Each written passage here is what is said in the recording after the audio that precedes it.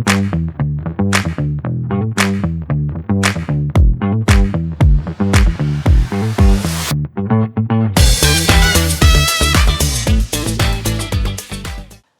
everyone, welcome to Walk the Talk with Bulbeer. Today I am with this beautiful young lady, Natasha Kochhar from LTDF Architects. Hi Hi everyone. Natasha. Hi Bulbeer. Welcome to Walk the Talk with Bulbeer. Thanks Thank for you. making time for us.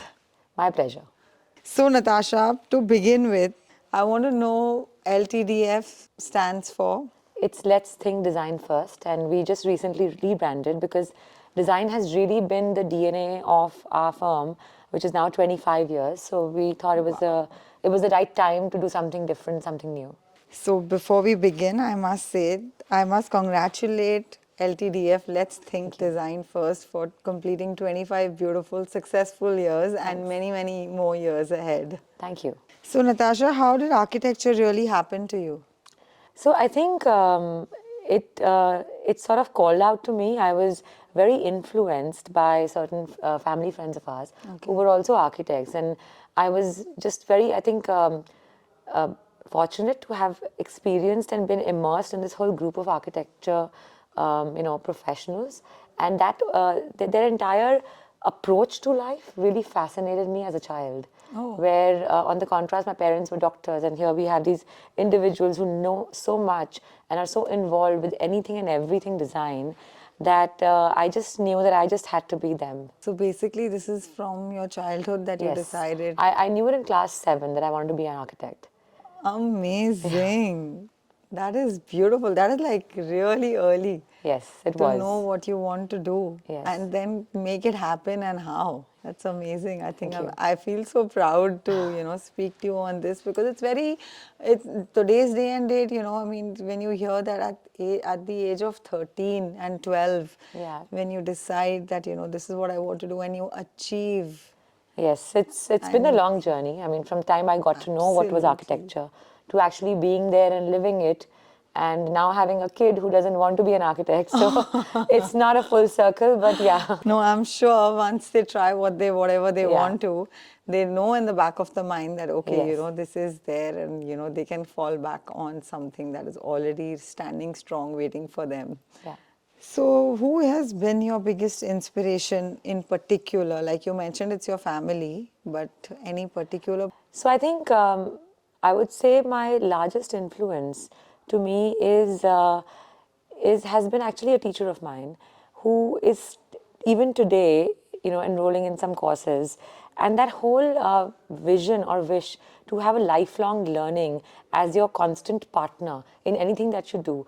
Now that is very, very important as a designer because things change so often and things evolve so often, whether it's learning from your own clients, whether it's learning about materials and new products, whether it's learning new technologies. Being influenced and being, I would say, inspired to learn your entire life is actually the largest influence. And anything that anyone who's ever taught me anything, I think has influenced me that yes, we need to continue to keep learning. So, what is the core of design values for you? So, the core is actually you. I mean, which I always say that for a designer, that a design is about you and art is about me. So, as a designer, I like to reflect and I like my designs and my spaces to actually reflect what your need is and what the customer's need is, what is their personality, and how can we communicate that need and solve for it and create something which is not outside of the persona.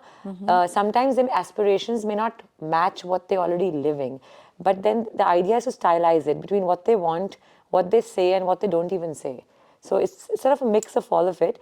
But yes, I would say that my hero when I design is my user and my customer.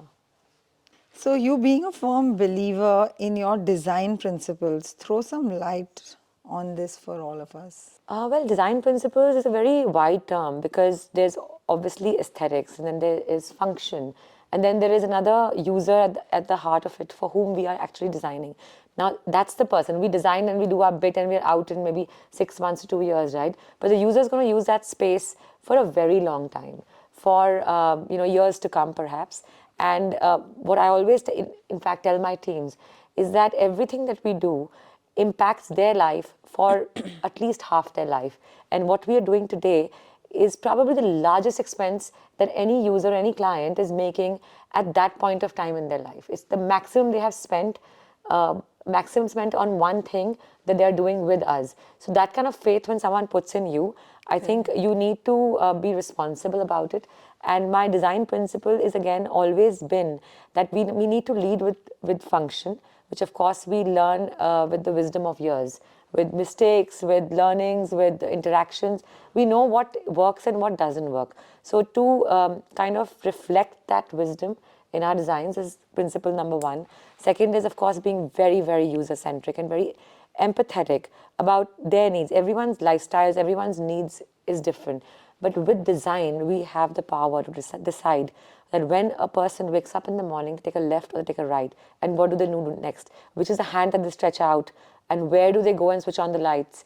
So that kind of power is I think it humbles me, and I feel the importance of it.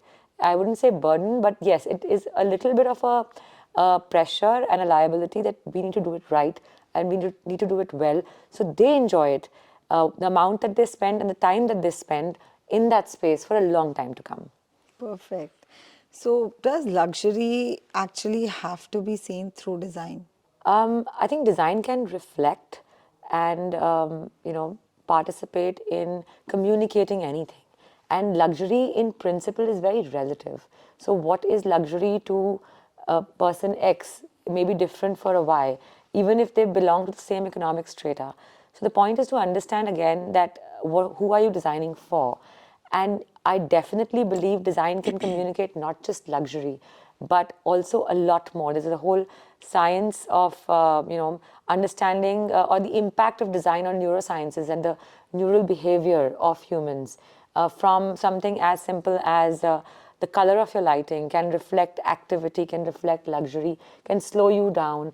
So luxury overall is time and space to me. True. And how much time you spend doing something means you have the luxury of time. An experience that is curated for you is also luxury. And the amount of space available to do one activity is of course larger when we call luxurious spaces, is technically more space. And there is more time spent in crossing those spaces or experiencing those spaces. So essentially, luxury is reflected through design, time and space. So I would link all three together. So this beautiful apartment that we're sitting in right now has been designed by you, and I think it's a true example of luxury and design with space, isn't it? Can you tell us something about this beautiful apartment? This apartment is a reflection particularly of time and how luxury also evolves. And luxury does evolve, trends change, but essentially what never changes is the connection of luxury, whether it's relative or whether it's absolute, of time and space. How much space someone needs today, over time that evolves and they may need more space. So this apartment was designed about a decade ago by me and then redesigned because their needs changed, their kids grew up and their entire family grew. So we redesigned it again. But what never changed was the amount of space. So how did we, how we redesigned and re-envisioned the same space with different needs, with more users and a different perspective with newer trends. I think to me that journey has been very beautiful. And in fact, self-reflective because I look back at the mindset I had a decade ago when I did this and now, what I did right and what I would like to improve. That whole database of wisdom kind of helped me do it again and I think that we did it better. Yeah, it's like a transition, isn't yes, it? Absolutely. Yeah, and it looks beautiful. Like you've taken me over the whole place with all that you've spoken about, all those, the design elements and, even the mosaic that you've done recently. Yes. It's So beautiful. we retained a lot of elements which I thought have continued across time. And some of the brands that we use, I think they're so timeless, right? And the products are such good quality that we continue to use those because we certainly believe that what designers need to really impact today is sustainability and circularity of using and reusing products. Correct. Yeah, being eco-friendly also. Absolutely. It's the same thing. Like you said, this sofa is... This is, over a decade old from Spain, from one of my favorite brands called Collection Alexandra.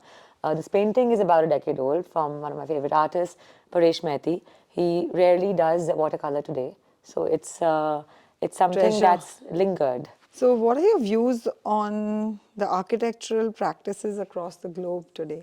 So, about international and global architecture practices, I think they've evolved much faster than we have in India. The infusion of technology has happened. It's not happened as fast in the construction practices. So in India, our last mile, which is our labor and the people who actually execute these gorgeous designs, I feel like the skill and the technology available to them is lacking compared to what is available abroad, which is why global practices abroad can actually execute or even design because they don't have the limitation of having their last mile as the weakest link, which we do in India. So when I compare that, I feel like there's so much scope for growth in India compared to the global world. But yeah, I mean, I think it's a beautiful time to be a designer internationally and in India. Great. So, a city you would, or country you would love to design in? Oh, it's always going to be Hong Kong. It's Yeah. such a vibrant and such a, city that's so alive and dynamic. And to be able to keep up with that speed and dynamism and to have the execution capabilities of the whole world at your fingertips, I mean, it would be just Hong Kong. fabulous to design there. Lovely. A day or a week in Natasha's life, when and if not swamped with work, what would she be doing? I really want to know this because I So, know how busy you are. so I really miss being able to cook and being able to read. So if I had a day off, and hopefully with the holidays coming soon, we should be able to capture that 2-3 days in the middle, where I would just love to explore the flavors that I have in my mind, and I always keep thinking that I mix this with that. So I've got this beautiful book of recipes which I've collected over the years. My favorite recipes from across the world, and I just love cooking because I feel as a creative, anything that you create gives you happiness. Yeah. And sometimes you want to create outside of what is work, and definitely cooking is one of my favorite things to create. And reading, because when I don't create, I like to consume and consume something that helps me create back. So it's the right balance of consumption and creation. And if I could do those from outside of work, I would read and cook for sure. So, Natasha, what do you think about Ace Tech? What do you have to tell us about Ace Tech? So Acetech again has evolved so beautifully over the past few years, not just in the way they run the show, but also in their curation. And as an architect, I'm very excited every time that happens because we know we'll find at least a good set of 10-15 materials for the ongoing projects and for the future. And we always look forward to it because I think it's a very important learning for us to visit events such as yours, and especially with the variety that you now display, bringing in the made in India and the Indian manufacturers, which is very exciting. And we have a competition in office that we send out our teams to Acetech and we tell them, okay, everyone has come back with one thing that we haven't seen. Okay. And if they actually find something that the principals missed, then that's sort of an ongoing, competition that we have in office, especially for Acetech because it's a very large show. So it's very difficult for a person to cover in a day or two. Thank you so much, Natasha, for your Great. time. I really enjoyed talking to you. I learned so much, especially consumption and creation is going to stay with me for That's the a rest of my balance. I mean, life. it just changes the way you look at anything when you balance the two. Absolutely, absolutely. But thanks so much once again, and I hope you enjoyed this small It was chatty good fun, session. and I look forward to seeing you soon. Definitely. I'll see you soon at East Tech. Yes. Thank you, everyone. Thanks for watching.